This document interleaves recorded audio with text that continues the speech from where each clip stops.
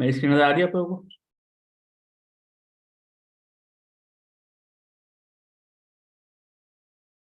Hello.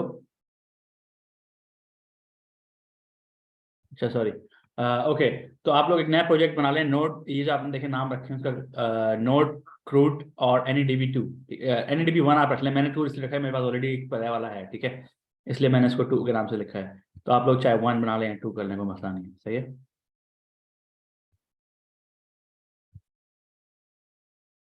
और इसके बाद अब हम जो है ना, वो जो थोड़ा बहुत आपको हाथी ने बताया था लास्ट टाइम, थोड़ा सा हम क्विकली रिवीजन करेंगे उसका, ताकि वो थोड़ा सा रिवाइज हो जाए, ठीक है, और फिर हम आगे चलेंगे, सही है। तो अगर कोई क्वेश्चन, किसी को कोई कंफ्यूजन होगी तो आप मुझे रोक लीजिएगा। और आज हमारा टारगेट होगा कि कम से कम हम लोग डेटाबेस को इंटीग्रेट कर लें और एक्चुअल में कोई डेटा पोस्ट करके उसको गेट कर लें, ठीक है। ये हमारा मिनिमम टारगेट है आज का, सही है। अच्छा, अब आप लोगों को पता है कि ऑलरेडी आपको हादी ने बताया होगा कि गेट API कैसे बनती है, और उसके अंदर बेसिकली हम लोगों का मतलब क्या होता है इस चीज़ का, फर्स्ट ऑफ ऑल। तो उसका मतलब ये होता है कि हमारा जो नोट जेएस और एक्सप्रेस होता है, और साथ में हम लोग मोंगोडीबी लगा सकते हैं, कोई भी डेटाबेस यूज़ कर सकते हैं।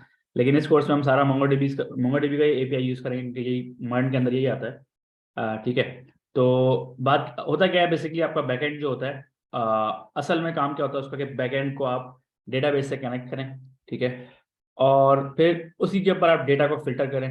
फॉर एग्जांपल, अब आपके पास बहुत सारे, आपके पास 1 लाख स्टूडेंट का डेटा है, ठीक है।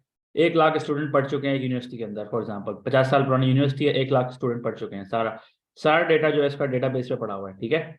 अब जो है डेटा को, अब फॉर एग्जांपल हमने निकालना है 2000, अब हमारे पास एक क्वेश्चन आया है, भाई हम एडमिन है, ठीक है, हमने निकालना है डेटा, सिर्फ 99 का डेटा निकालना है, 1999 का, ठीक है, फॉर एग्जांपल। अब जब हम 1999 का डेटा निकालेंगे, तो उसका डेटा फिल्टर कैसे होगा? वो फिल्टर फिर हमारा डेटा बैकएंड करेगा, ठीक है। बैकएंड में हम लोग क्या करेंगे, क्वेरी करेंगे, बैकएंड क्वेरी करेगा, डेटा उठाएगा सारा, और फिर वो उसमें से 99 का डेटा निकाल के हमें सिर्फ वही डेटा देगा जो हमें चाहिए, ठीक है। अच्छा, अब अगर डेटा जो है बहुत बड़ा है, बहुत ज़्यादा डेटा है, तो फिर वो उसके अंदर डिफरेंट टेक्निक्स होती हैं। एक टेक्निक होती है पेजिनेशन की, ठीक है। तो वो बोलेगा अच्छा, पहले हमें सिर्फ पहले 100 स्टूडेंट दे दो 99 के, फिर उसके बाद 101 से लेके 199 तक के स्टूडेंट दे दो, ठीक है। इस तरह करके हमारे डिफरेंट पेजिनेशन, डिफरेंट जो है ना बैकग्राउंड हो जाएगा, आई मीन डिफरेंट उसका जो डेटा होता है बैकग्राउंड में, सारा प्रोसेसिंग हम बैकएंड से करेंगे, ठीक है। उसके अलावा और भी काम होता है, डेटाबेस को एक्सेस करना हर किसी को अलाउ नहीं होता, ठीक है। तो ऑथेंटिकेट करना, कि भाई ये जो रिक्वेस्ट फ्रंट एंड से हमारे पास आ रही है क्लाइंट से, क्या ये रिक्वेस्ट वैलिड है कि नहीं है, क्या इसको, ये बंदा जो भेज रहा है, ये इसको ऑथेंटिकेट कर दें। अच्छा, ऑथेंटिकेशन के बाद एक एक और कॉन्सेप्ट होता है ऑथराइजेशन का, ठीक है, 2 कॉन्सेप्ट होते हैं। जब फ्रंट एंड आपको रिक्वेस्ट भेजता है, तो पहले, सबसे पहले उसको ऑथेंटिकेट होना जरूरी है, कि भाई उसका लॉगिन आईडी हमारे पास, हम वो ऑथराइज, बेसिकली उसको ऑथेंटिकेटेड यूजर है कि नहीं है। जब ये पता चल जाता है, उसके बाद हम चेक करते हैं इसको क्या क्या अथॉरिटी है इसके पास, क्या ये डेटा स्टूडेंट का कौन कौन डेटा उठा सकता है, ठीक है। तो ये सब काम, इस तरह के सारे काम जो है ना बैकएंड करता है, ठीक है। अच्छा, अब आप लोगों ने एक चीज़ और भी सुनी होगी आजकल, सर्वरलेस के नाम सुना होगा आपने। ये सर्वर बना रहे हैं ना हम, और अब आजकल क्लाउड पे सर्वरलेस का बहुत काम चल रहा है, आप लोग देखेंगे फ्रीलांसिंग के अंदर काफ़ी हद तक फायरबेस पे काम हो रहा है आजकल।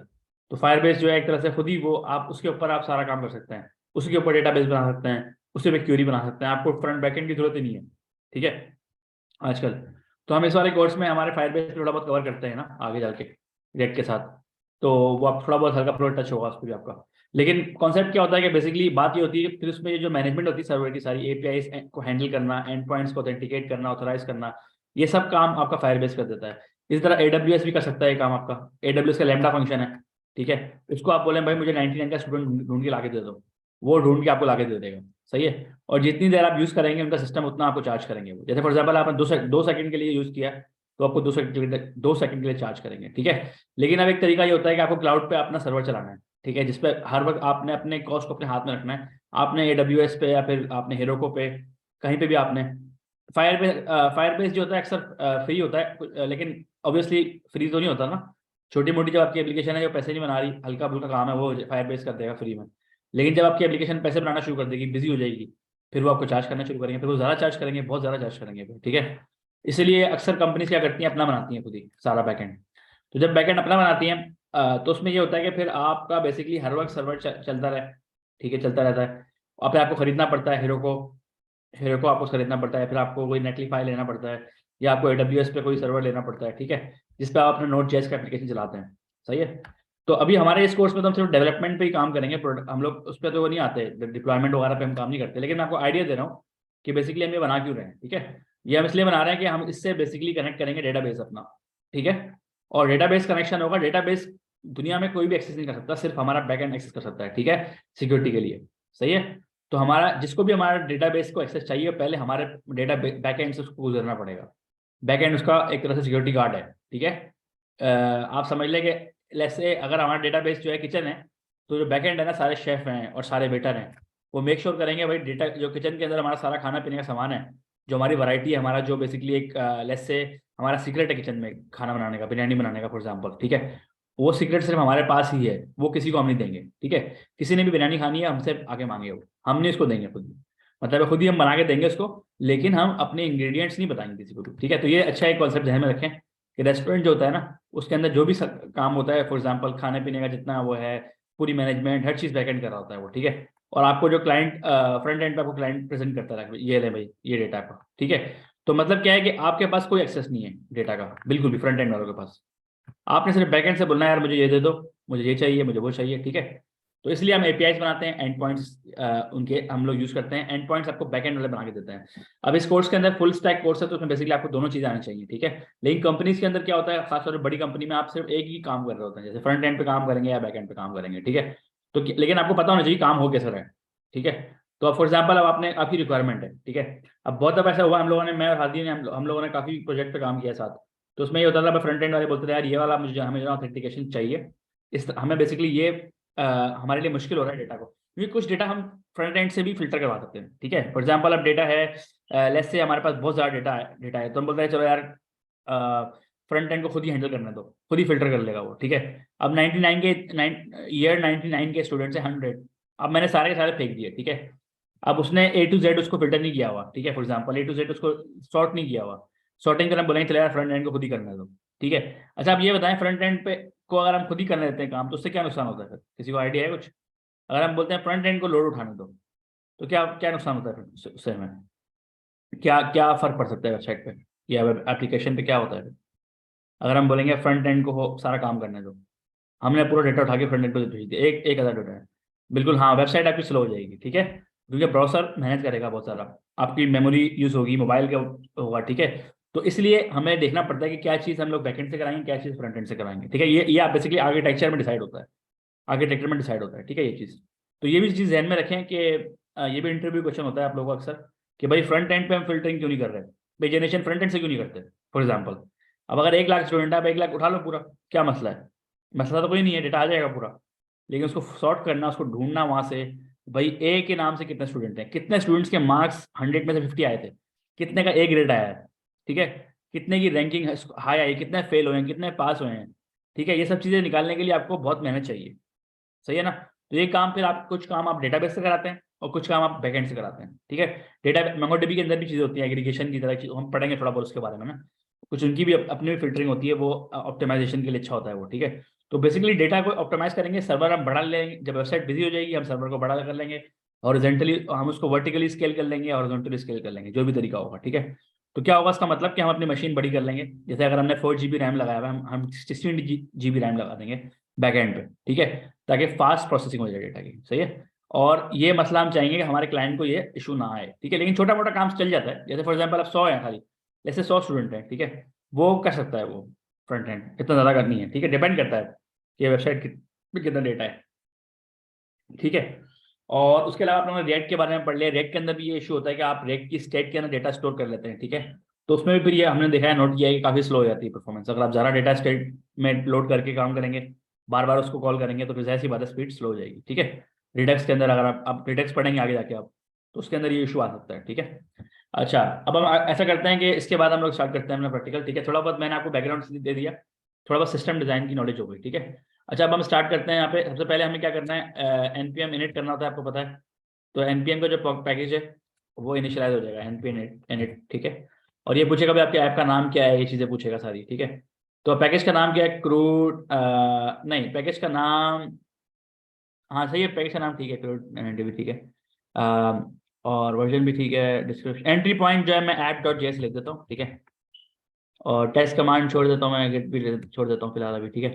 ये आप लोग अगर डालना चाहें तो डालने मर्जी आपकी, ठीक है। पैकेज डॉट जेसन, अब ये बताएं पैकेज डॉट जेसन क्या होता है इसके अंदर, किसी को पता है? शायद हादी ने बताया होगा, मैं दोबारा से रिपीट कर देता हूँ क्विकली। तो पैकेज डॉट जेसन होता है ना, ये ब्लूप्रिंट होता है आपका, ठीक है। अब असल में होता क्या है कि अब ये देखें, डेवलपमेंट मैंने कंप्यूटर पे, अभी मेरे कंप्यूटर पे डेवलपमेंट हो रही है ना, ठीक है। तो अब अगर मैंने आपके कंप्यूटर में डेवलपमेंट करनी है, तो आपको मुझे ऐसी कोई चीज़ देनी पड़ेगी जो बताएगी कि भाई मैंने कौन कौन से टूल्स, कौन कौन से मैंने टूल्स और डिपेंडेंसीज मैंने यूज़ किए हैं इस चीज़ को बनाने के लिए, इस प्रोजेक्ट को बनाने के लिए, ठीक है। इसकी एग्जांपल ऐसे है, फॉर एग्जांपल अब आपने एक घर बनाया, ठीक है। अब एक घर बनाने के लिए आपको टूल्स चाहिए, कोई मशीन बनाई आपने, उसके लिए आपको टूल्स चाहिए, आपको पेचकस चाहिए, आपको ड्रिल मशीन चाहिए, पता नहीं क्या क्या चाहिए, ठीक है, फॉर एग्जाम्पल। अब अगर किसी ने एग्जैक्टली सेम मशीन दोबारा बनानी है, उस पर काम करना है, तो उसको वही वाले टूल चाहिए होंगे, एग्जैक्टली, सही है ना, ऐसे ही होता है ना। तो उसको वही वाला टूल चाहिए, उसको वही वाला स्क्रू ड्राइवर चाहिए कि भाई जो खोल सके, ठीक है। और उसको वही वाला ड्रिल मशीन चाहिए ताकि वो ड्रिल कर सके, वहां पे सब काम उसको वो चाहिए। तो बेसिकली एक लिस्ट होती है टूल्स की, जो हम लोग पैकेज डॉट जेसन के अंदर स्टोर कर लेते हैं, और वो हम पास करते हैं एक दूसरे के पास, ठीक है। अब अगर मैं डेवलपर हूँ, आप मुझे देंगे यार मैंने ये यूज किया है, आप भी ये चीजें इंस्टॉल कर लो ताकि आप डेवलपमेंट कर सको, ठीक है। इनको फिर हम बोलते हैं डिपेंडेंसीज, ठीक है। क्लियर है ये चीज? तो डिपेंडेंसीज क्या होती हैं, पैकेज डॉट जेसन के अंदर होती हैं। अब इसके अंदर हम एक चीज इंस्टॉल करेंगे, एक्सप्रेस, जो कि एक फ्रेमवर्क है बैकएंड बनाने के लिए नोट जेएस का, ठीक है। तो npm इंस्टॉल एक्सप्रेस, और हम आगे लिखते हैं माइनस माइनस सेव, ठीक है, ताकि सेव हो जाएगा इस फाइल के अंदर, सही है।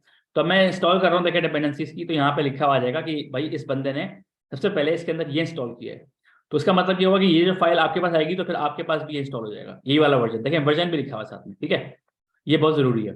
अगर हम आपके कंप्यूटर में कोई और हो, मेरे में कोई और हो, फिर मसला आ सकते हैं कोड के अंदर, ठीक है। इसलिए अब जब हम इस प्रोजेक्ट पे काम करेंगे, सबके सबके पास एक ही वर्जन होना चाहिए, फॉर एग्जाम्पल, ठीक है। ये ना हो कि आपके पास 4.17 हो, मेरे पास 18 हो, पे मसले आते हैं इस तरह से, ठीक है। इसलिए फिर हम इसको पैकेज और जेसन को टच नहीं करते खुद ही, ये सब ऑटोमेटिक तरीके से होता है, सही है। अच्छा, अब इसके बाद नेक्स्ट हमारे पास क्या चीज़ आती है, एक्सप्रेस को हम लोग और इंस्टॉल कर लिया है, और मेजर काम एक्सप्रेस का ही होता है इसके अंदर, ठीक है। तो अभी हम एक्सप्रेस को यूज करते हैं फिलहाल, फिर देखेंगे आगे क्या चाहिए हमें, ठीक है। तो ऐप डॉट जेएस हमने बनाना है यहाँ पे, ऐप डॉट जेएस के नाम से हमने एक फाइल बना ली, ठीक है।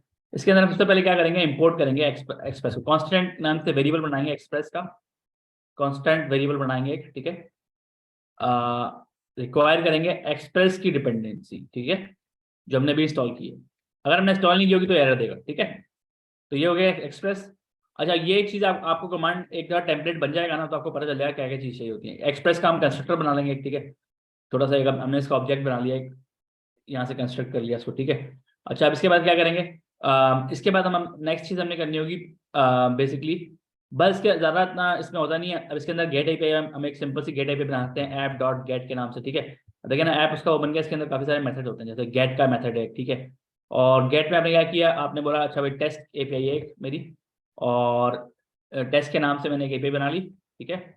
और उसके अंदर मैंने एक बेसिकली एक एरो फंक्शन डाल देता हूँ मैं, रिक्वायर्ड रिस्पॉन्स, ठीक है। ये हो गया, एरो फंक्शन हो गया। अब इसके अंदर क्या होगा कि बेसिकली एक तो मैं कर सकता हूँ कंसोल फिलहाल अभी दिखा, क्योंकि हम लोग कोडिंग कर रहे हैं, अभी हम लोग डेवलपमेंट कर रहे हैं, तो कंसोल डाल सकते हैं। ये एक टेस्ट एपीआई हमारी है, ठीक है। इसको हम टेस्ट एपीआई के नाम से बोलते हैं भाई, टेस्ट एपीआई कॉल, और ये, लेकिन हमें रिस्पांस भी भेजना पड़ेगा। अच्छा, रिस्पांस में क्या देखें, ऊपर ये लिखा हुआ है REQ, ये क्या है, रिक्वेस्ट है, लेकिन ऊपर भी लिखा हुआ है रिक्वेस्ट है, और आगे रिस्पांस है, ठीक है। अच्छा, रिक्वेस्ट और रिस्पॉन्ड में क्या फर्क है, रिक्वेस्ट का मतलब होता है, क्या होता है, जो हमें डेटा आ रहा है फ्रंट एंड से, ठीक है। और रिस्पॉन्स का मतलब क्या होता है, जो हम भेज रहे हैं, रिसीविंग एंड सेंडिंग, ठीक है। तो अब हम रिस्पॉन्स को भेजेंगे वापसी, रिस्पॉन्स करेंगे, फ्रंट एंड को डेटा भेजेंगे, सेंड करेंगे, ठीक है। Test API app is running successful, ठीक है। तो ये हमारा सिंपल सा एक एंड पॉइंट बन गया, एपीआई बन गया, इसका एंड पॉइंट टेस्ट है, अभी हम देखते हैं क्या मतलब है इस बात का, ठीक है। अच्छा, अब इसको हमें क्या करना होगा, इसको हमें लिसन कराना पड़ेगा, मतलब है सर्व कराना पड़ेगा। सर्व का क्या मतलब होता है, अब देखें, अब एक चीज़ है, ठीक है। अब आपने एक जो है रेस्टोरेंट आपने बनाया है, ठीक है, खाना आपने लोगों को देना है, उसको टेक आपने बनाया है, ठीक है।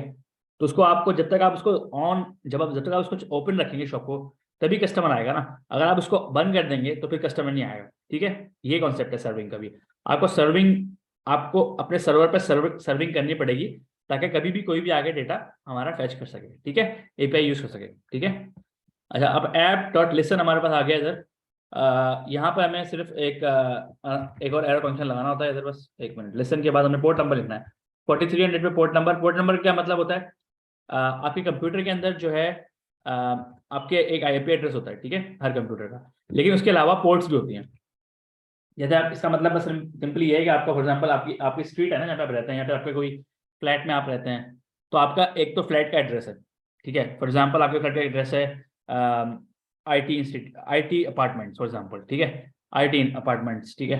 अच्छा, उस अपार्टमेंट के अंदर सबके नंबर भी हैं, अपार्टमेंट नंबर 1, अपार्टमेंट नंबर 2, इसी तरह स्ट्रीट है, तो स्ट्रीट का नंबर भी होता है, हाउस नंबर होता है, ठीक है। तो पोर्ट नंबर भी वही सीन होता है, ठीक है। पोर्ट आईपी एड्रेस होता है, उसके साथ पोर्ट नंबर भी होता है। हर कंप्यूटर के अंदर काफी सारे पोर्ट्स होते हैं, सही है। सबसे बड़ा फेमस पोर्ट कौन सा है? 80 जो आपका HTML ब्राउजर का होता है, ठीक है। उसमें आप क्या करते हैं, आप अपनी वेबसाइट आपकी उस पर आती है, ठीक है। इसी तरह कंप्यूटर के अंदर और भी बहुत सारे पोर्ट्स होते हैं, सही है। तो अभी हम इसमें पोर्ट नंबर 4300 यूज कर रहे हैं। आप पोर्ट्स के बारे में पढ़िएगा क्या होते हैं पोर्ट्स, और ठीक है, और क्लियर हो जाएगा कॉन्सेप्ट। वैसे नेटवर्किंग का इतना कोई इसमें मुश्किल नहीं होता, बस डिफरेंट पोर्ट्स होते हैं, कुछ पोर्ट्स हमारे यूज हुए होते हैं ऑलरेडी, उसको हम यूज नहीं करते, पर ठीक है। अच्छा, ये हमारे पास आ गया, तो इसमें हमने क्या करना है, अब हमने यहाँ पे हमने सिर्फ स्टार्ट कर बताना है भाई कि भाई हमारा सर्वर स्टार्ट हो गया है। तो हम कंसोल कर देते हैं server started, node server started to serve, ठीक है, ये हो गया। बस अब हमारा कोड सिंपल, हमारा एंड पॉइंट एक तैयार हो गया। आई थिंक लास्ट टाइम आप लोग यहीं तक आपने पढ़ा होगा। तो इसको हम npm स्टार्ट करते हैं, npm start app dot JS, think run होगा, सॉरी, npm रन।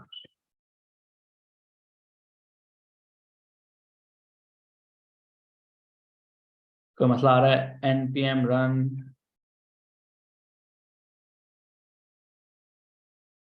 स्क्रिप्ट तो है, क्या मसला हो रहा है? एक मिनट।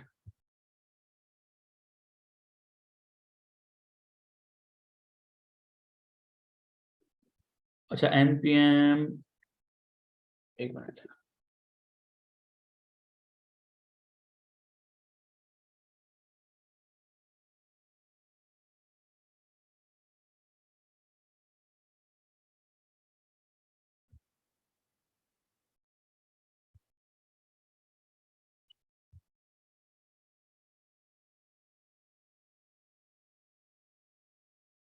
थिंक कहीं पे जो है ना एरर आ गया है।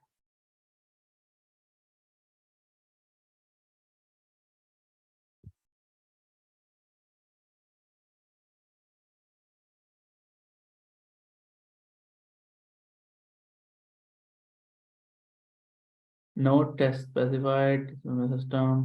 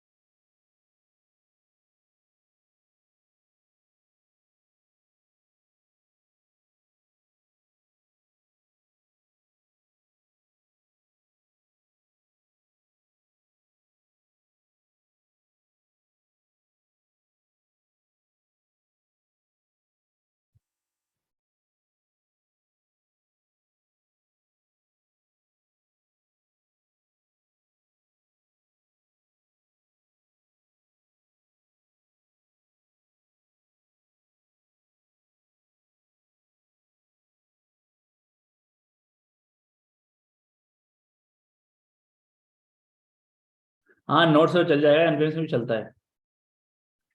एक मिनट रुक जाए, ये क्यों आ रहा है? हम लोग कुछ मिसिंग कर रहे हैं, एक minute.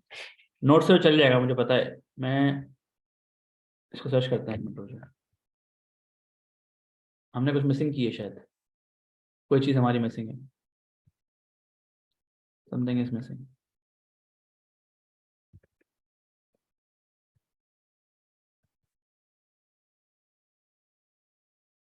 Missing script starting this file.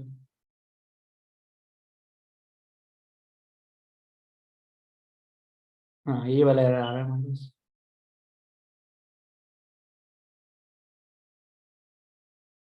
हाँ, ये चीज़ देखें, सही है। तो वो मैंने वो डालना भूल गया ना, ये मैं देख रहा था। तो इसको हमें जो है ना ये इसमें डालना होगा अपनी स्क्रिप्ट के अंदर, ठीक है। इस चीज़ को यहाँ पे जो पैकेज और जैसे ना इसके अंदर डालेंगे हम, ये रहा। तो ये वो कंप्लेंट कर रहा है स्क्रिप्ट पे, ठीक है।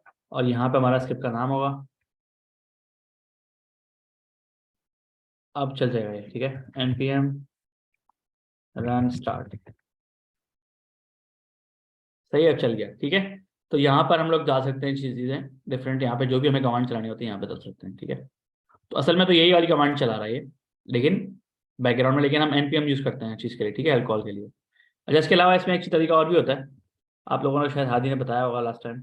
हम लोग एक लाइब्रेरी होती है जावास्क्रिप्ट की, उसका नाम होता है नोडमॉन। वो हम डाल पहले इंस्टॉल कर लेते हैं, ठीक है। उसका फ़ायदा ये होता है कि वो सर्वर बंद नहीं होता।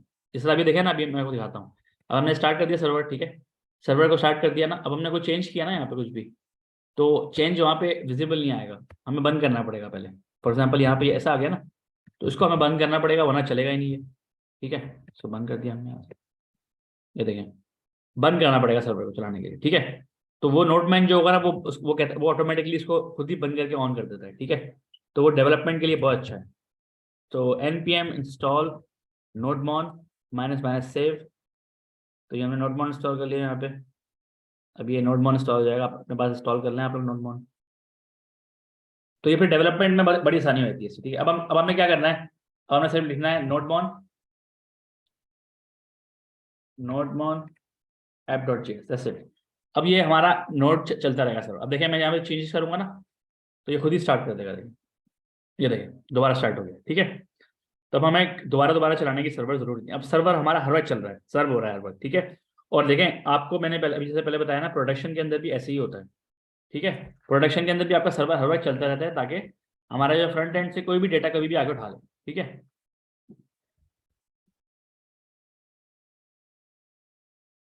अच्छा, कोई क्वेश्चन किसी ने पूछना है यहाँ पे अब तक, या आगे चलें?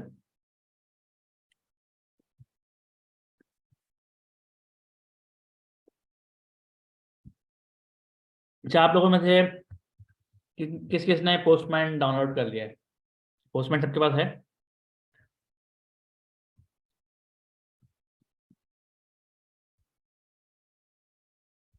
पोस्टमैन डाउनलोड कर लें आप लोग, जो लोग अभी लेसन देख रहे हैं, ताकि वो डाउनलोड हो जाए इतनी देर में।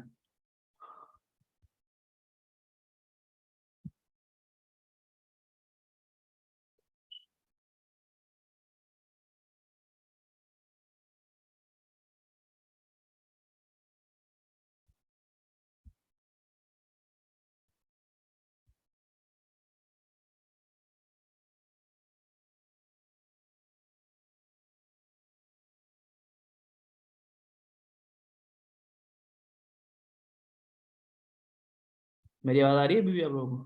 हेलो,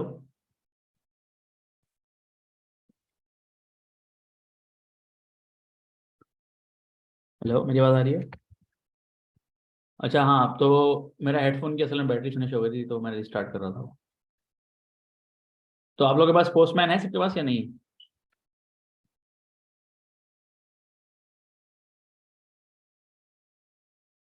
अच्छा, जिनके पास नहीं है पोस्टमैन का मतलब क्या होता है, पोस्टमैन हमारी एंड पॉइंट्स को टेस्ट करता है, ठीक है। ये मतलब होता है इसका। बेसिकली हम जिस तरह भी हमने एंड पॉइंट बनाया ना, गेट एपीआई बनाई है, एक एपीआई बनाई है, उसको टेस्ट करने के लिए ये एक समझ लें एक तरह से ब्राउजर का काम करता है, ठीक है। क्योंकि फ्रंट एंड वाले तो फिर आपको फ्रंट एंड वाले तो आपको बेसिकली बताएंगे ना एपीआई बना रहे होंगे, लेकिन आप टेस्ट अपनी एपीआई खुद करेंगे ना। वो टेस्ट करने के बाद फिर आप फ्रंट एंड को बताएंगे कि हाँ भाई, ये मेरा बेसिकली ये हमारी एंड पॉइंट तैयार हो गया है। पहले अपने पास टेस्ट कर लेंगे उसको, ठीक है। तो गेट एपीआई हमने एक बनाई है अभी, एक सिंपल सी, और लोकल होस्ट के ऊपर अभी वो है, ठीक है। 4300 पे ही मैंने बनाई है, और उसका नाम रखा था टेस्ट, ठीक है। अब ये एंड पॉइंट समझना जरूरी है, अभी हम चेक करते हैं चल रहा है नहीं चल रहा है ये। मेरे ख्याल से हमने वहाँ पर 4300 ही दिया था, क्या दिया है हमने वहाँ पर? एक मिनट, टेस्ट, आई थिंक यहाँ पे हमें वो डालना पड़ेगा ऐसे। अब शायद चलेगा ये, लेट्स ट्राई नाउ, ठीक है, अब चल गया। तो वहाँ पे हमें फॉरवर्ड स्लैश डालना होता है, ठीक है। अच्छा, अब ये जो चीज़ होती है ना, यहाँ पे हम डालते हैं एड्रेस, हमारा एड्रेस एंड पॉइंट का जो होता है ना, पाथ क्या है, पाथ एक तरह से। अब जैसा कहेंगे टेस्ट, हम लिखेंगे API version 1 test for example, ठीक है। तो अब ये एग्जैक्ट सेम पाथ हमें यहाँ पे देना पड़ेगा, देखिए, ठीक है, वरना नहीं चलेगा। API v1 टेस्ट, ठीक है। तो ये कॉन्सेप्ट समझना बहुत जरूरी है कि पाथ जो होता है ना, पाथ वो आपको डिफाइन करना होता है कि भाई हमारा पाथ कौन सा है। अभी API का वर्जन 1 है और ये टेस्ट है उसका, ठीक है। अब और बहुत सारे जो एंड पॉइंट्स हम बनाएंगे ना, एक बैकएंड के अंदर काफी सारे एंड पॉइंट हो सकते हैं, हजारों भी हो सकते हैं, ठीक है। अच्छी बात नहीं होती ज़्यादा होना, लेकिन फिर भी हो सकते हैं काफ़ी सारे, ठीक है। तो हमें अच्छे तरीके से उसको डिफाइन करना होता है। रेस्ट एपीआई इसी को बोलते हैं कि आपने एक तरीके से स्ट्रक्चर बनाया होता है कि भाई इस तरह से हम लोग अपने एंड पॉइंट्स को डिफाइन करेंगे, ठीक है। इसी को रेस्ट एपीआई बोलते हैं, बस इसी चीज़ को, ठीक है। तो ये रेस्ट एपीआई का बेसिकली फॉर्मेट होता है कि भाई आपने किस तरह से स्ट्रक्चर तरीके से आपने अपनी एपीआई को बनाना है, सही है। अब हमने एपीआई देखें, हमने एपीआई को टेस्ट कर लिया, ये लिखा हुआ आ रहा है हमारे पास, ठीक है। अब ये फ्रंट एंड है, समझ लें आप, आपकी फ्रंट एंड वेबसाइट है रिएक्ट की, और आपने एपीआई को कंज्यूम कर रहे हैं, आप कॉल कर रहे हैं एपीआई को, और आपको रिजल्ट मिल रहा है 200 स्टेटस आ रहा है, इसका मतलब एवरीथिंग इज फाइन, ठीक है। 200 आपके पास स्टेटस आ रहे हैं, ठीक है। अच्छा, इसके साथ साथ मैं आपको क्विकली एक और चीज़ बता दूं कि इसके अंदर ये डेटा आ रहा है ना अभी, ये तो बिल्कुल सिंपल फॉर्मेट में आ रहा है, ठीक है। इसको हम इस तरह से नहीं भेजते अक्सर, हमारा अच्छी प्रैक्टिस होती है कि आप इसको एक जेसॉन फॉर्मेट में भेजें, ठीक है, या किसी और अच्छे फॉर्मेट में भेजते हैं हम लोग, जो सही रहता है। अभी तो हम लोग इसी में भेज रहे हैं, ठीक है, और ऑटोमेटिकली 200 स्टेटस जा रहा है, ठीक है। अब इसके बाद आपको मैं बताऊंगा कि स्टेटस कैसे भेज सकते हैं, ये भी बताऊंगा मैं आपको, और जेसॉन फॉर्मेट में कैसे भेजते हैं ये भी बताऊंगा, ठीक है। तो लेकिन इससे पहले हम ये करते हैं ना कि हमारे पास एक तो सिंपल सा बन गया, अब हमने, ये तो टेस्ट हो गया ना। अब फॉर एग्जांपल हमने एक एप्लीकेशन बनानी है जिसके अंदर हमने स्टूडेंट का डेटा स्टोर करना है, ठीक है, फॉर एग्जांपल। तो स्टूडेंट का डेटा सारा डेटाबेस के अंदर स्टोर होगा, और हमें स्टूडेंट का डेटा उठाना है, गेट करना है, कुछ डेटा ऐड करना है, ठीक है, फॉर एग्जांपल। अब उसके लिए क्या करना होगा हमें, तो उसके लिए अब ये नेक्स्ट स्टेप हमारा जो है ना वो इम्पोर्टेंट होगा कि हम एक और मॉड्यूल बना लेंगे जावास्क्रिप्ट का ही, उसका नाम हम रख देते हैं student.js, ठीक है, या students.js। तो इसके अंदर हमारी स्क्रिप्ट होगी जो कि हमारा स्टूडेंट का डेटा हमें पास करेगी हमारे पास, सही है। तो हम एक मॉड्यूल बना लिया हमने ये student.js के नाम से अपने एप्लीकेशन के अंदर। इसी तरह टीचर के नाम से ही बन सकता है एक teachers.js, ठीक है। सबसे पहला काम इसमें हम वही करेंगे अपना कि हम लोग कांस्टेंट एक बेसिकली अपना बना लेंगे एक्सप्रेस का, ये एक्सप्रेस तो हमें चाहिए यहाँ पे भी, सही है। रिक्वायर्ड, और यहाँ पे हम करेंगे एक्सप्रेस, ठीक है, एक्सप्रेस रिक्वायर कर लिया हमने। अच्छा, इसके अलावा हमें यहाँ पे एक और चीज़ चाहिए होगी जो एक्सप्रेस के अंदर ही अवेलेबल होती है, रूटर के नाम से, रूटर, ठीक है। ये हम रूट बना रहे हैं बेसिकली। रूट का मतलब होता है कि हम लोग डिफरेंट रूट बनाएंगे, भाई ये चीज़ ऐड कर दो, उसका रूट होगा एक एक कुछ क्रूड एप्लीकेशन के रूट्स होंगे, ठीक है, वही बताता हूँ मैं। जैसे क्रिएट न्यू स्टूडेंट, ठीक है, ऐड न्यू स्टूडेंट, डिलीट एक one student, delete all students, get all students, make new students, change some students, ठीक है, इस तरह की चीज़ें। ये सारी रिक्वेस्ट जो होती हैं, एंड पॉइंट्स होते हैं, एपीआईज होती हैं, ये सब रूटर के जरिए हैंडल होंगी, ठीक है। तो अभी बताता हूँ क्या मतलब है इस बात का। अच्छा, पहले तो हम लोग क्या करते हैं, रूटर को इस्तेमाल करेंगे। यहाँ पे हम इसका एक गेट एपीआई बनाएंगे रूटर का, ठीक है, जिसका मतलब क्या हुआ कि get all the students from the database, ठीक है, ये इसका काम होगा। और इसके अलावा क्या होगा, इसका एंड पॉइंट हम डिस्कस करेंगे फ्रंट एंड वालों से। हाँ भाई, इसका एंड पॉइंट हम इस तरह से बना रहे हैं कि आपको पहले तो हमारा वेबसाइट का एड्रेस डालना पड़ेगा, पोर्ट नंबर डालना पड़ेगा, लोकल होस्ट 4300। उसके बाद क्या करना पड़ेगा आपको, API v1 स्टूडेंट्स, ये आपको लिखना पड़ेगा, ठीक है।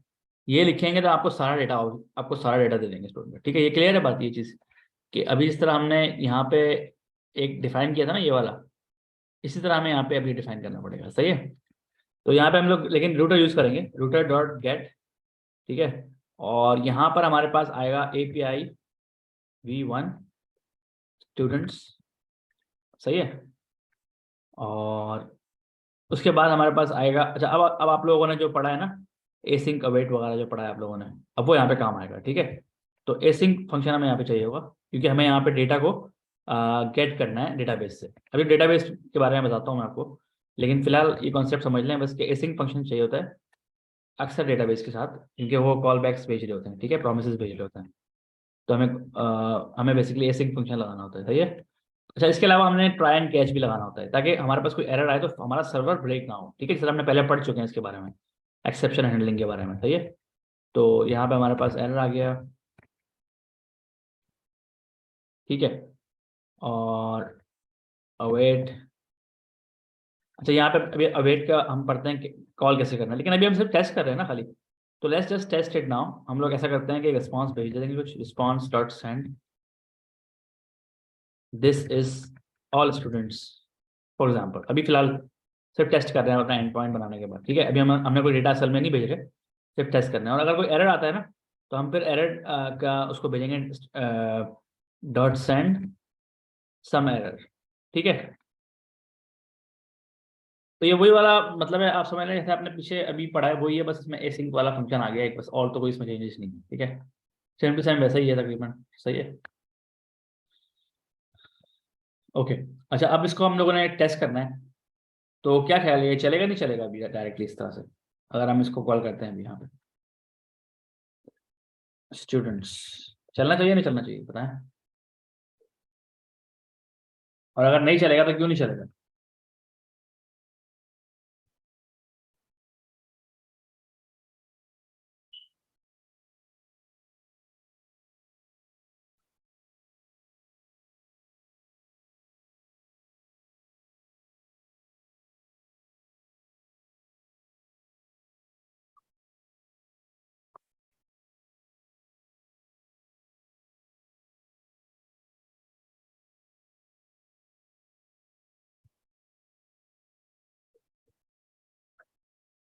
क्या ख्याल है, चलेगा नहीं चलेगा बताएं हम लोग।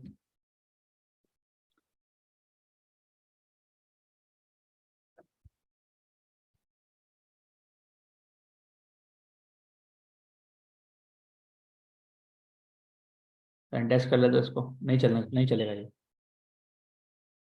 ये क्यों नहीं चल रहा? क्योंकि हमने यहाँ पे इसको अभी डिफाइन ही नहीं किया, जो हमारा ऐप डॉट जेएस है ना, उस पर इसको हमने डिफाइन नहीं किया हुआ। तो बेसिकली जो रूटर होता है ना हमारा, जो हमारा एक हम अगर नया मॉड्यूल बनाते हैं ना, तो उसको हमें इंपोर्ट एक्सपोर्ट करना पड़ता है इसको हमें, ठीक है। बताना पड़ता है कि भाई ये भी एक बेसिकली, इसको भी आपने कंसिडर करना है ऐप असल, क्योंकि हमारा ऐप तो ये है ना, ये तो उसका एक सिंपल सा मॉड्यूल है उसके साथ, ठीक है। तो हमें मॉड्यूल को इंपोर्ट करना पड़ेगा, module dot export, sorry export करना पड़ेगा, फिर वहाँ पे इंपोर्ट करना पड़ेगा, ठीक है। मॉड्यूल एक्सपोर्ट रूटर, सही है। और ये हो गया। अब इसके बाद हमें इसको यहाँ पे इंपोर्ट भी करना पड़ेगा, यहाँ पे एक्सप्रेस के बाद कर सकते हैं यहाँ पे हम, ठीक है। तो इसको हम इंपोर्ट भी करेंगे ताकि रिक्वायर करना पड़ेगा इसको, मैं constant students equal require students, उसी वाले अगर वहीं पे है तो फिर ऐसे करके स्टूडेंट आ जाएगा, ठीक है। यहीं पे ये डॉट का मतलब होता है इसी फोल्डर के अंदर है, ठीक है। और अगर किसी और फोल्डर में है तो फिर इसको उस वाले फोल्डर का नाम डालना पड़ेगा आपको, जैसे अगर किसी और फोल्डर में तो यहाँ पे होगा, ठीक है। वैसे हम इसी यहीं पे रखेंगे फिलहाल, अभी तो यहीं पे ही, ठीक है सही है। अब हमने इसका एक बना लिया ऑब्जेक्ट, अब हम इसको क्या कर सकते हैं, अब हम स्टूडेंट का एपीआई बनाएंगे अलग से। अभी भी नहीं चलेगा क्योंकि इसको नहीं पता कि भाई आपने किस तरह कॉल करना है इसको, ठीक है। तो हम बोलेंगे यूज, एक यूज फंक्शन होता है इसके अंदर, एक्सप्रेस के अंदर, ऐप डॉट यूज, कि भाई आप इसको यूज करें। और हमारे पास एक जो है, आप इसको यहाँ फॉरवर्ड कर दें। अगर यहाँ पे कोई आता है ना वो, अगर कोई ये एड्रेस बोलेगा ना, तो उसको यहाँ पे फॉरवर्ड कर देगा, ठीक है, स्टूडेंट्स पे। अब चलेगा ये, अब ट्राई करते हैं, ठीक है। ये लिखा हुआ गया ऑल स्टूडेंट, ठीक है। अब चल गया। अच्छा इसके अंदर एक चीज नोट करने वाली है बहुत जरूरी समझने के लिए, कि देखें यहाँ पे अच्छा आइडिया नहीं है कि हम यहाँ पे हम ये खाली फॉरवर्ड स्लैश दे देंगे, क्योंकि यहाँ पे बहुत सारी चीजें हो सकती हैं। यहाँ पे हम और भी चीजें डाल सकते हैं बाद में, टीचर्स, प्रिंसिपल, ठीक है। फॉर एग्जाम्पल यहाँ पे डिफरेंट डिफरेंट रूट्स डाल सकते हैं ना, टीचर्स का रूट हो गया एक, एक हमारे पास लेट्स से कौन होते हैं, वर्कर्स का नोड हो गया एक, प्रिंसिपल का हो गया एक, स्पोर्ट टीचर, बहुत सारी चीज़ हो सकती हैं, ठीक, कुछ भी हो सकता है। तो हम हमें फिर बेसिकली एक मीनिंगफुल यहाँ पे लाना चाहिए, ठीक है ना, मतलब। तो ये जितनी भी एपीआईज होंगी ना, इनका नाम स्टार्ट होगा स्टूडेंट से, सही है, ठीक है ना, ये चीज़ क्लियर है। अच्छा इसके बाद क्या होगा कि यहाँ पे अगर एक यहाँ से स्टार्ट होगा तो मसला क्या आएगा फिर हमारे पास, कि एंड पॉइंट हमारे पास अभी भी नहीं चलेगा, क्योंकि फिर हमें क्या डालना पड़ेगा यहाँ पे, फिर हमें ऐसे लिखना पड़ेगा, डबल दफा डालना पड़ेगा। अब चलेगा देखें, ठीक है, क्योंकि हमने यहाँ पे भी इसको डिफाइन किया हुआ है। पहले वो यहाँ पे आता है, फिर वो चले जाता है इधर, इधर रूट हो जाता है, और इधर भी लिखा हो, तो यहाँ से हम इसको रिमूव कर देंगे फिर, ताकि हमें यहाँ पे नहीं डालना पड़े कुछ भी। एक ही दफा हमने वहाँ पे डाल दिया, अब हमारी सारी जितनी भी एंड पॉइंट्स है ना, वो सब इसमें आ जाएंगे, ठीक है। अब हम यहाँ पे नहीं चल रहा, देखें, अब यहाँ से हम रिमूव करेंगे, चलना शुरू हो जाएगा, सही है। ये देखें, ठीक है, ये आ गया ऑल स्टूडेंट्स। तो सारे एंड पॉइंट्स आपके अब यहाँ पे इसी प्रेफरेंस होगी। अगर आपने उसको नाम देना है फिर भी कोई कि भाई फिलहाल टेस्ट के लिए गिव ऑल स्टूडेंट्स फॉर, अब ये आपको लिखना पड़ेगा इसके बाद, ठीक है। ये आपने एक पाथ बना दिया है, लेकिन इसकी जरूरत नहीं है, मैं आपको सिर्फ एग्जांपल दिखा रहा हूँ कि पाथ कैसे बनाते हैं, ठीक है। ये देखें, अब ये चल जाएगा, ठीक है। इसी तरह अगर आप कोई भी वेबसाइट यूज करते हैं ना, अगर आप लोग कभी भी, तो उसमें भी ऐसे ही होता है ना, उसमें आप देखेंगे कि आगे एंड पॉइंट्स होते हैं इस तरह से। तो वो इसका मतलब यही होता है कि उन्होंने डिफाइन किए होते हैं सही तरीके से ना, अच्छे तरीके से। इसमें उसमें क्यूरीज वगैरह भी होती हैं, पैरामीटर्स भी होते हैं, बहुत सारी चीज़ होती है जो हम बाद में देखेंगे, ठीक है। अभी हम लोग उस पर नहीं आ रहे, सही है।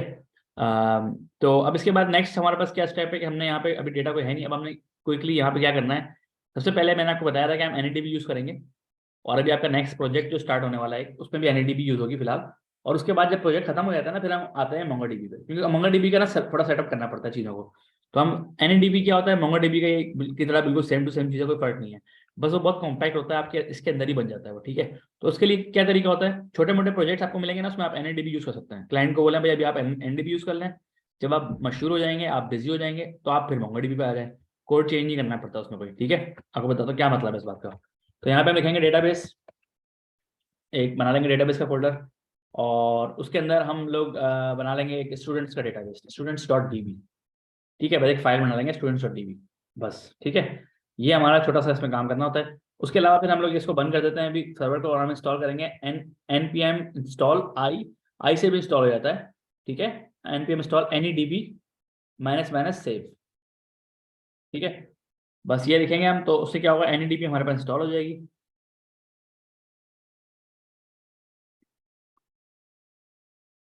सही है। एनएडीबी इंस्टॉल हो गई। अब हम क्या करेंगे, डेटाबेस को हम लोग यहाँ पे हम आएंगे इधर, और डेटाबेस को एनएडीबी को हमने क्या करना है, रिक्वायर करना है। जाहिर सी बात है, हमें इसको यूज करना है तो रिक्वायर करना पड़ेगा। तो एक कांस्टेंट डेटाबेस बना लेंगे इधर हम, उसका नाम स्टूडेंट डीबी लिख देते हैं, स्टूडेंट डीबी, ठीक है। मीनिंगफुल नेम होना चाहिए, और इसको हम रिक्वायर कर लेते हैं एनएडीबी के नाम से, ठीक है। अच्छा, यहाँ पे ना ये इसको हम बेसिकली डेटा स्टोरी कहते हैं, क्योंकि ये डेटाबेस एक तरह से है, ये वो नहीं है। अब इसके बाद इसका डेटाबेस बनाएंगे हम, ठीक है। इसके बाद हम बनाएंगे एक कांस्टेंट स्टूडेंट डीबी के नाम से, इसके अंदर हम लोग रिक्वायर उसके अंदर हम एक नया डेटाबेस तैयार करेंगे, ठीक है। अच्छा, ये आपको समझने की इतनी जरूरत नहीं है, इसके अंदर तो बस आप समझ लें, वो एक फॉर्मेट दिया होता है, बस वो आपको यही फॉलो करना होता है हमेशा। तो मैं भी ये कॉपी करता हूँ अपने पास से ऑलरेडी, ताकि वो आसानी हो जाए ज़रा। तो ये डॉक्यूमेंटेशन में लिखा होता है किस तरह से आपने कनेक्ट करना है इसके साथ, ठीक है। ये आपने इस तरह से कनेक्ट करना है, ऑटो का मतलब ऑटो लोड हो जाएगा हमेशा खुद ही वो, ठीक है। बस ये आपका बेसिकली आपने कर लिया, समझ लिया, डेटाबेस कनेक्ट हो गया, सही है, दैट्स इट, नथिंग एल्स, सही है। बस ये हो गया आपका कनेक्ट। अब आपने क्या करना है, अब देखें डेटा तो हमारे पास कोई है नहीं, तो आप डेटा डालने के लिए हम क्या करेंगे, पोस्ट एपीआई बनाएंगे एक, ठीक है। पहले तो let's make a post API now. Post का क्या मतलब होता है कि हम डेटा ऐड करेंगे, फ्रंट एंड उसके अंदर डेटा ऐड करेगा, ठीक है।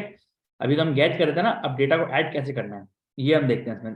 क्रूड डेटा को ऐड कैसे करते हैं, क्रिएट डेटा। तो post student data to the database, ये हमारा टारगेट है, ठीक है। और इसका एंड पॉइंट हम क्या बताएंगे, इसका एंड पॉइंट हम वही रखेंगे सेम टू सेम, कोई चेंज नहीं कर रहे, एपीआई v1 स्टूडेंट्स, यही एंड पॉइंट रखना है हमने जो ऊपर है, इसको इसको ये यहाँ से नहीं है, ठीक है। तो बिल्कुल वही तरीका है, रूटर डॉट पोस्ट लिखेंगे गेट की जगह, और हमारा एंड पॉइंट, बल्कि मैं कॉपी कर लेता हूँ, इजी हो जाएगा जरा, ठीक है। इसको हम पोस्ट करेंगे, सही है। एसिंग अवेट हो गया, रिक्वायर आ गया, बिल्कुल सेम टू सेम वही है, सही है। और अच्छा, अब हम इसके अंदर हमने क्या करना है कि हमने सिर्फ इसके अंदर करना है डेटा को इंसर्ट, ठीक है, सही है। डेटा हम इसमें क्या करेंगे, डेटा को इंसर्ट करेंगे। तो सबसे पहले हम क्या करेंगे, ट्राई करेंगे डेटा इंसर्ट करने का। तो हमारे पास स्टूडेंट्स का जो डीबी है ना, स्टूडेंट्स डीबी, उसका एक फिर एपीआई है मोंगो डीबी का, स्टूडेंट्स डीबी। अच्छा, अब हम चेक कैसे करेंगे भाई कि हम लोग कैसे डेटा को ऐड कैसे करते हैं, ठीक है। एक मिनट,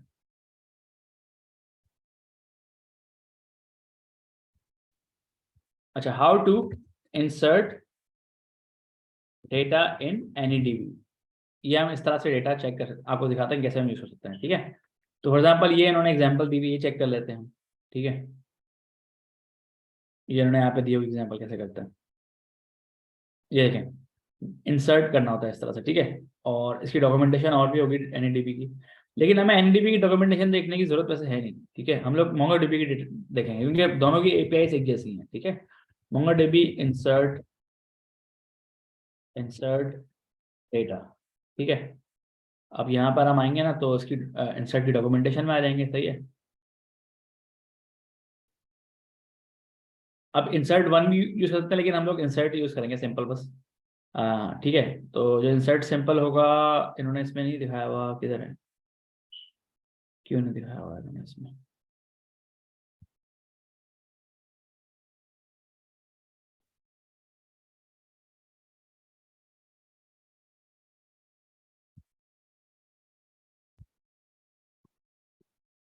ठीक है, ये आ गया इंसर्ट, डॉट इंसर्ट। और इस तरह से हम डेटा को इंसर्ट कर सकते हैं किसी भी तरह से, ठीक है। तो हमने क्या करना है, अब हमारे पास थोड़ा बहुत डॉक्यूमेंटेशन पड़ा हमने, अब हमने क्या करना है, डेटा को इंसर्ट करना है। अच्छा, इंसर्ट करने के लिए क्या करना होगा कि हमें सिंपली बस हमारी जो बॉडी, मैंने बताया था रिक्वायर क्या होता है, जो हमें फ्रंट एंड से रिक्वेस्ट आ रही होती है उसके अंदर एक बॉडी होगी, उस बॉडी को हमने इसके अंदर स्टोर कर लेना है, ठीक है। अच्छा, स्टोर करने के बाद हमारे पास आएगा एक कॉल बैक, उसको हमें हैंडल करना है, ठीक है। या तो एरर आएगा, ये लिखा हुआ आ रहा है देखिए, या तो एरर भेजेगा ये डेटाबेस आपको प्रॉमिस, या फिर आपको बोलेगा अच्छा ठीक है डेटा ऐड हो गया है, ठीक है। ये इन दोनों में से हमारे पास कुछ ना कुछ आएगा। तो हम लोग इस तरह से चेक करते हैं इसको कि भाई एरो फंक्शन के जरिए, फिर एरो फंक्शन में बताया था ये रिटर्न करता है ना कुछ, जब हम इंसर्ट करेंगे तो कॉल बैक रिटर्न होगा ना, ठीक है। हमारे पास एक कॉल बैक रिटर्न होगा, तो कॉल ये लिखा आ रहा है देखें, कॉल बैक रिटर्न होगा, ठीक है। अच्छा, कॉल बैक ऑप्शनल होता है, लेकिन हम यूज करेंगे ताकि हमें पता चल जाए एग्जैक्टली डेटा आया कि नहीं आया। अगर तो हमारे पास एरर आता है कि भाई डेटा ऐड हुआ ही नहीं, कोई मसला आ गया, डेटाबेस फेल हो गई, कुछ चक्कर हो गया, मसला हो गया, ठीक है। तो उसमें हम क्या करेंगे कि हम बोलेंगे भाई डेटा आपका एंड नहीं हुआ, ठीक है। हम बोलेंगे कोई एरर है तो हम बोलेंगे रिटर्न, हम रिटर्न कर देंगे, इस फंक्शन से बाहर आ जाएंगे और रिस्पॉन्स भेजेंगे dot send data not added some error, ठीक है। इस तरह से सही है, अगर कोई एरर आया है। और वरना तो हम क्या करेंगे, बस हम डेटा, हम लोग मैसेज भेज देंगे डेटा एडिड सक्सेसफुली, ठीक है। वरना हम क्या बोलेंगे, response dot JSON, sorry response dot send data added successfully, ठीक है। और ये नीचे वाला जो रिस्पॉन्स है, हमें इसकी जरूरत नहीं है, इसको डिलीट कर देता हूँ मैं, सही है। अब इस तरह से हम जो भी बॉडी में डालेंगे ना वो उसमें ऐड हो जाएगा। तो लेट्स नाउ टेस्ट इट, पहले इसको हम चलाते हैं नोटबॉन्ड के जरिए, ओके। अच्छा, अब देखें, आप तो पहले गेट कर रहे हैं ना डेटा, तो अब तो गेट में कुछ भी नहीं आएगा, डेटा एम्प्टी आना चाहिए, ठीक है, एम्प्टी आएगा हमारे पास, सही है। क्यों नहीं आया यहाँ पे एम्प्टी, वन सेकेंड, ऊपर से मैंने हटाया नहीं, हाँ अभी तो खैर नहीं आया ना, ठीक है। अभी तो गेट हमने कुछ डेटा फाइंड नहीं किया ना, तो पहले डेटा हम ऐड करते हैं, बल्कि पहले हम यहाँ पे फाइंड ये पे लगा देते हैं, ठीक है। कि भाई डेटा, जब हम लोग डेटा गेट करना है तो मतलब फाइंड करना होगा ना पूरा डेटा बेस को, चेक करना होगा डेटा कहाँ, क्या क्या डेटा है असल में। अभी तो हम सिर्फ एक मैसेज भेज रहे हैं ना, तो फिर हम एक क्या करेंगे, हम इसको डेटाबेस के अंदर क्वेरी भेजेंगे फाइंड की, फाइंड एवरीथिंग। जब फाइंड डेटाबेस कैसे करते हैं फाइंड को, ये तरीका होता है फाइंड करने का, ठीक है। एवरीथिंग आपको सब कुछ दे देगा फाइंड करके वो, सही है। अच्छा, अब इसके अंदर मसला क्या होता है कि एक ये भी आपको एक एरो फंक्शन रिटर्न करता है, ठीक है, ये वाला भी। और उसके अंदर फिर हमें क्या करना होता है, डॉट एग्जीक्यूट कर सकते हैं इसको हम, ठीक है। और फिर वही वाला हमारे पास कॉन्सेप्ट होगा फंक्शन वाला जो होता है, या फिर हम लोग इसको एरो फंक्शन के अंदर डाल सकते हैं एग्जीक्यूट को, ठीक है। तो ये वही तरीका है बिल्कुल, यहाँ पे यहाँ या तो फिर एरर आएगा या तो फिर डेटा आ जाएगा वापस, ठीक है। और वही वाला जो नीचे मैंने आपको बताया था कॉन्सेप्ट, सेम वही कॉन्सेप्ट होगा। अगर तो हमारे पास डेटा एरर आ रहा है तो हम बोलेंगे भाई एरर आ गया, कोई डेटा हमें मिल ही नहीं रहा, फॉर एग्जाम्पल, ठीक है। वरना दूसरा तरीका क्या होगा, वो तरीका ये होगा कि एक मिनट रुक जाओ,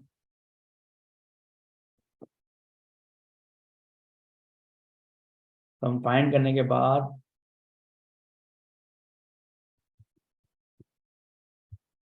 फंक्शन यूज कर लेते हैं यहाँ पे,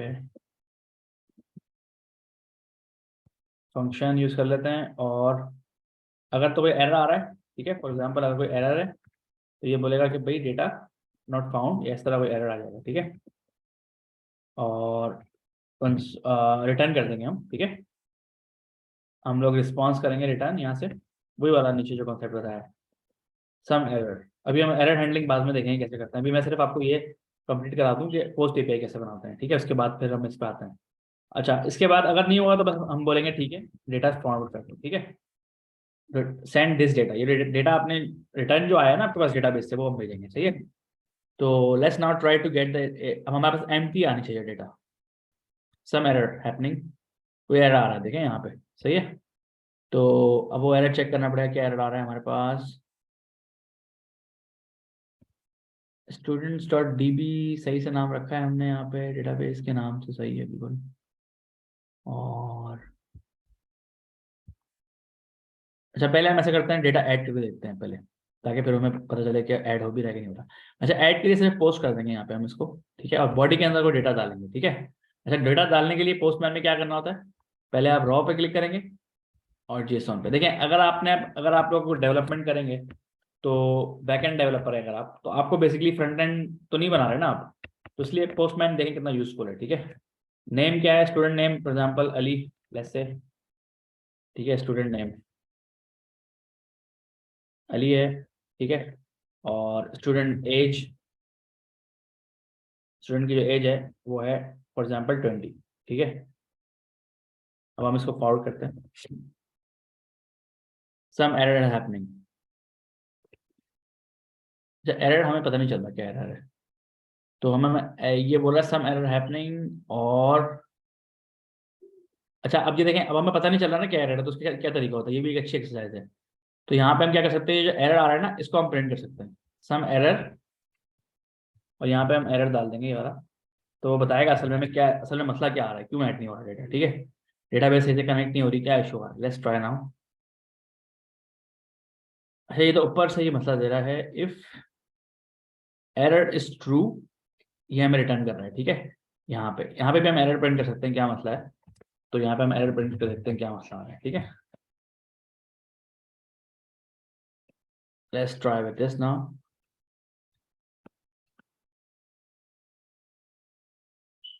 can not read property ID of undefined, ठीक है।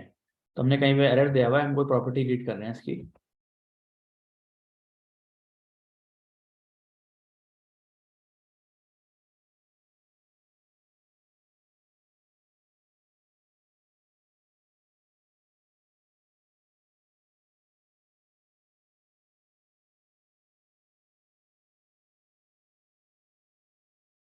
हाँ,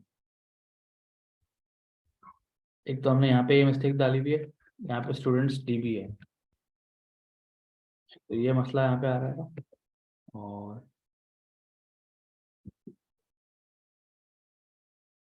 और यहाँ पे एग्जीक्यूट कर रहे हैं, तो इसकी जरूरत नहीं है वेट की, क्योंकि यहाँ देखें एग्जीक्यूट भी वही काम करता है ये वाला, ठीक है। अच्छा, और यहाँ पर हमारे पास, अब हम क्या करेंगे यहाँ पे, कि इसको हम लोग एक दो दोबारा से रीड करके देखते हैं, पहले गेट एपीआई, ठीक है।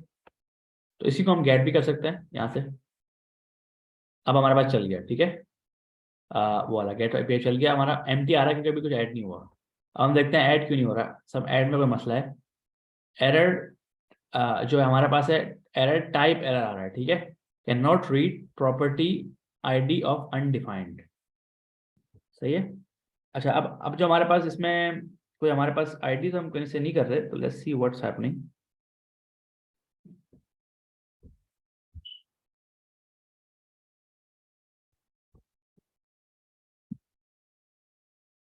कहाँ पे हम रीड कर रहे हैं,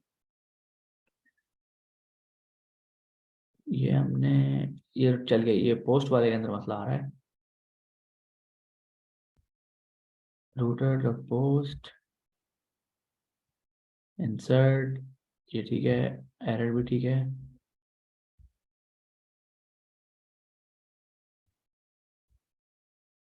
इफ एरर,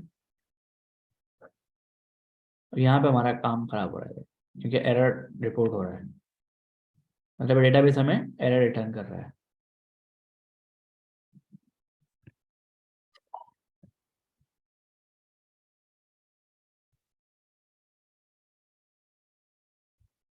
तो हो सकता है कि हमारे पास डेटा जिस तरह हम भेज रहे हैं जो बॉडी, उसके अंदर कोई मसला तो नहीं भेज रहे हैं हम यहाँ पे। सिर्फ maybe I don't think ये इशू है, लेकिन हम ट्राई करते हैं सिर्फ से भेज के। Data not added, some error, type error, can not. अच्छा, इसको हम सर्च करते हैं फिर। मैंने पहले कभी एरर देखा नहीं है वाला। Let's search this error.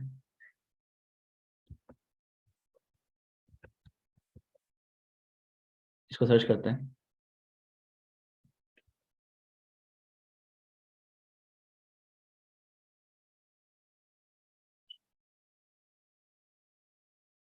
O yes, असल में ये होता है कि एक्सप्रेस के अंदर कि आपका जो कोड होता है ना, उसको एक बेसिकली मिडिल वेयर चाहिए होता है बॉडी पार्सिंग के लिए।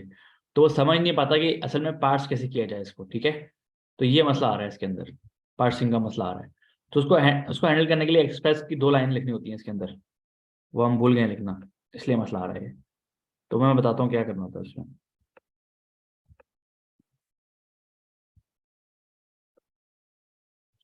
ये 2 लाइन्स आपको हमेशा लिखनी होती हैं एक्सप्रेस के अंदर, ठीक है। ऊपर जो पार्सिंग के लिए जेसन पार्सिंग करनी होती है, ये मतलब बेसिकली क्या मतलब होता है कि जब जब डेटा भेजते हैं ना, तो ये समझता ही नहीं किस फॉर्मेट में आ रहा है, ठीक है। जेसन फॉर्मेट में डेटा आ रहा है, उसको पता नहीं किस फॉर्मेट में आ रहा है, उसको पार्स करना होता है, उसको सेट करना होता है, ठीक है। इसलिए ये मसला आता है। अब मसला नहीं आएगा, देखें अब डेटा ऐड हो गया, ठीक है। Data add successfully. अब ये देखें इसके अंदर हमने किस तरह क्या सीखा हमने कि भाई डीबग मसला आता है तो हम इस तरह अक्सर मसले जो होते हैं ना, क्योंकि आपका एक्सप्रेस बहुत फेमस है, तो इसके काफ़ी सारे सोल्यूशन इंटरनेट पे पड़े होते हैं मसले मसले मसाइल के, ठीक है। अच्छा खैर, अब हमने यहाँ पे ये कंप्लीट कर लिया, इसको ऐड करके देख लिया हमने, ठीक है। अब हम इसको गेट करते हैं यहाँ पे। ओके, ये हमारे पास स्टूडेंट आ गया, ठीक है। अब एक और स्टूडेंट ऐड कर लेते हैं क्विकली। फैसल लिख देते हैं यहाँ पे हम, ठीक है। फैसल ऐड हो जाएंगे यहाँ पे। अब इसको गेट कर लेते हैं, चेक कर लेते हैं ऐड हुआ नहीं हुआ। फैसल भी ऐड हो गया, ठीक है। 2 स्टूडेंट्स हमारे पास ऐड हो गए। सही है। तो ये हमारा बेसिकली आज का पूरा जो था लेसन था, इसमें आपने 3 चीजें सीखी हैं। एक गेट एपीआई करना, यूज करना, पोस्ट करना, और एक पोस्टमैन। पोस्टमैन कैसे यूज करना है। तो अब आपकी नेक्स्ट जो क्लास होगी मेरे साथ ट्यूसडे को होगी, ठीक है। ट्यूसडे को हमने क्या करना है कि हमने इसी को थोड़ा सा रिवाइज करेंगे, और फिर हम आगे हमारी और एपीआई जो बनाएंगे वो बनाएंगे कि भाई एक यूजर कैसे गेट करते हैं, ठीक है। डिलीट कैसे करते हैं, अपडेट कैसे करते हैं, सब कुछ डिलीट कैसे करते हैं, ठीक है। इस तरह की कुछ चीजें हम पढ़ेंगे इसके बारे में, सही है। हमारा फोकस होगा सारी एंड पॉइंट्स को समझना, एंड पॉइंट्स के एड्रेस कैसे करते हैं, उसको पाथ कैसे बनाते हैं उसका, ठीक है। और उसके अलावा हमारा फोकस ये होगा कि हम लोग कुछ डेटाबेस क्यूरीज वगैरह बनाते हैं, कैसे बनाएंगे, ठीक है। और फिर इसकी बेस्ट प्रैक्टिसेस क्या होती हैं। तो अब ये है कि ये पूरा कोड जो है आपके पास गिट पे पड़ा हुआ है हमारा, तो आप जाके वहां से उठा कर देख सकते हैं। गिट पे हमारा पूरा कोड है। लेकिन आप कोशिश ये करें कि आप कोड ना उठाएं, अपने हाथ खुद ही वीडियो को दोबारा से वॉच करें, और फिर साथ साथ कोडिंग करें, ठीक है। कोड उठाएंगे तो आपको, और वर्ड आप कॉपी कुछ नहीं करें फिलहाल, सब कुछ खुद टाइप करें ताकि कोई याद रहे, ठीक है। एक दफ़ा याद हो जाए, तो उसके बाद फिर एक दफ़ा टेम्पलेट बन जाएगा ना आपके पास, फिर आपको ये सब चीज़ें जिंदगी में कभी भी आपने कभी नोट की एप्लीकेशन बनानी है, आपने ये वाला कोड देख के कॉपी पेस्ट करना होगा यहाँ से बस, ठीक है। लेकिन पहली दफ़ा आप खुद ही कर लें एक दफ़ा, ताकि अंदाजा हो जाए कैसे करते हैं, ठीक है। ठीक है। अच्छा, इसके अलावा एक काम और करें आप लोग, टीचर्स का भी एक एंड पॉइंट, टीचर्स का भी एक आप एक मॉड्यूल बनाएं, और टीचर्स को भी ऐड करके देखें। एक नया डेटाबेस बनाएं टीचर्स के नाम से इसी के अंदर, ठीक है। ताकि आपको अंदाजा हो जाए मॉड्यूल कैसे बनाते हैं डिफरेंट डिफरेंट इसमें, ठीक है। सही है। कोई क्वेश्चन पूछना है किसी ने।